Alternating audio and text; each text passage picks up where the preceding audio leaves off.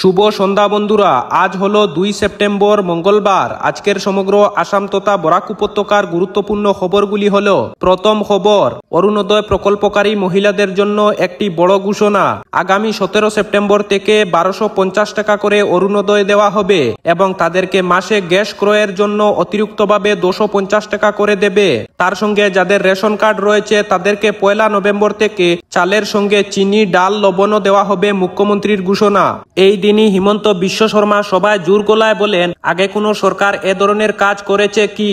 তার সঙ্গে জনগণের নিকট একটি দাবি রাখেন, আমাদের শক্তি দেন ভবিষ্যতে যাতে আরো ভালো কাজ করতে পারি। এরপর তিনি পড়ুয়াদের জন্য নির্ধারিত প্রকল্প সম্পর্কে বলেন, মাধ্যমিকের পরীক্ষার্থীদের জন্য মাসে 300 টাকা করে দেওয়া হবে পুষ্টিকর খাবারের জন্য।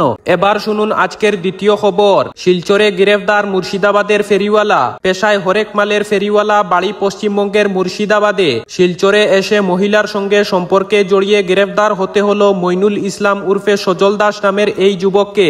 এবার তার বিরুদ্ধে পরিচয় লুকিয়ে অন্য নামে জাল ভোটার এবং আধার কার্ড তৈরির অভিযোগও উঠেছে। জানা গেছে, মইনুল উর্ফে সজল কয়েক মাস ধরে শিলচর তপবনগড় এলাকায় কীর্তনের মাঠ সংলগ্ন গলিতে গড় ভাড়া নিয়েছিল। স্থানীয় লোকেরা জানিয়েছেন, গড় ভাড়া নেওয়ার সময় সে নিজের নাম সজল দাস বলে জানায়। এর প্রমাণ হিসাবে বাড়ির মালিককে ওই নামের ভোটার এবং আধার কার্ডও দেখায়। ভাড়া গড়ে থেকে মইনুল উর্ফে সজল এ জেলায় বিভিন্ন এলাকায় ঘুরে ঘুরে হরেক মাল বিক্রি করত। এসবের মাঝে লিংক রোড এলাকার দাস পদবীর এক মহিলাকে তার ভাড়া গড়ে প্রায় আসা যাওয়া করতে দেখা যেত। এভাবে এক যুবকের গড়ে একা মহিলা আসা যাওয়া ঘিরে এলাকায় অনেক মনেই নানা প্রশ্নের সৃষ্টি হয়। এর জেরে শুরু হয় নজরদারির মাঝে বিভিন্ন সময়ে তার কথাবার্তায় নানা অসংলগ্নতা ধরা পড়ে। এসবের মাঝে রবিবার ওই মহিলার ফের মইনুল উর্ফে সজলের ভাড়া গড়ে গেলে একদল লোক উত্তেজিত হয়ে চড়াও হন। তার ব্যবসায় পরশা বিভিন্ন সামগ্রী ফেলে দেওয়া হয় বাইরে। স্থানীয়রা জানান, গড়ে সজল দাস নামে ভোটার এবং আধার কার্ডের পাশাপাশি একটি বক্সের ভিতর পাওয়া গেল লুকিয়ে রাখা মইনুল ইসলাম নামের ভোটার পরিচয়পত্র। এরপর তাকে সমঝে দেওয়া হয় পুলিশের কাছে।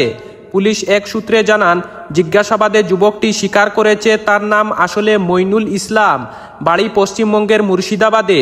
বেশ কয়েক বছর ধরেই শিলচর থেকে সে হরেক মাল ফেরি করছে। বেশ কিছুদিন ধরে শিলচর লিংক রোড এলাকার ওই মহিলা তার সঙ্গে সম্পর্ক গড়ে উঠে। তবে মইনুল ইসলাম নাম জানালে হয়তো মহিলা তাকে মেনে নেবে না। এই আশঙ্কায় সে তার কাছে নিজের পরিচয় দেয় সজল দাস। এরপর সজল দাস নামের ভোটার পরিচয়পত্র এবং আধার কার্ডও তৈরি করে ফেলে। নাম বাড়িয়ে জাল ভোটার পরিচয়পত্র এবং আধার কার্ড তৈরি করেছে মুর্শিদাবাদে। মইনুল এভাবে প্রেমের টানে জালিয়াতি করে ভোটার পরিচয়পত্র এবং আধার কার্ড তৈরি করার কথা বললেও এর পিছনে অন্য কোনো উদ্দেশ্য রয়েছে কিনা তা পুলিশ বর্তমানে খতিয়ে দেখছে। সঙ্গে আবার মুর্শিদাবাদে জাল ভোটার এবং আধার কার্ড তৈরির কথা কতখানি বাস্তব তাও খতিয়ে দেখছে পুলিশ। সন্দেহ করা হচ্ছে এসব হয়তো তৈরি করা হয়েছে শিলচরেই। গ্রেফতারের পর সোমবার পুলিশ মইনুলকে আদালতে পেশ করে। আদালতের নির্দেশে তাকে প্রেরণ করা হয় হাজতে। এবার শুনুন আজকের তৃতীয় খবর। উদারবন্দে কাছির আঘাতে রক্তাক্ত কলেজ পড়ুয়া যুবক। 2 অভিযুক্তদের বিরুদ্ধে থানায় এফআইআর। কাছাড় জেলার উদারবন্দ 5 মাইলে রবিবার রাতে চাঞ্চল্যকর ঘটনায় রক্তাক্ত হলো এক কলেজ পড়ুয়া যুবক। অভিযোগ, 2 যুবক ওই ছাত্রকে কাঁচি দিয়ে এলোপাতাড়ি আঘাত করে হত্যার চেষ্টা চালায়। আহত ছাত্রের নাম অলিউল্লাহ বড়লস্কর। সে শিলচর প্রেসিডেন্সি কলেজের প্রথম বর্ষের ছাত্র। বর্তমানে গুরুতর আহত অবস্থায় সে চিকিৎসাধীনে রয়েছে।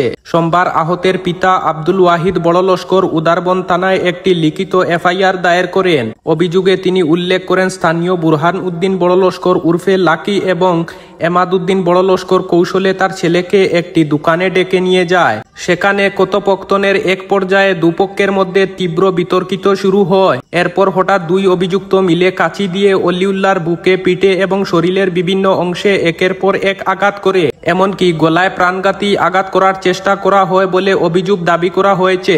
আব্দুল ওয়াহিদ বড়লস্কর বলেন, আমার ছেলেকে পরিকল্পিতভাবে হত্যা করার চেষ্টা করা হয়েছে। অল্পের জন্য প্রাণহানি থেকে রক্ষা পেয়েছে।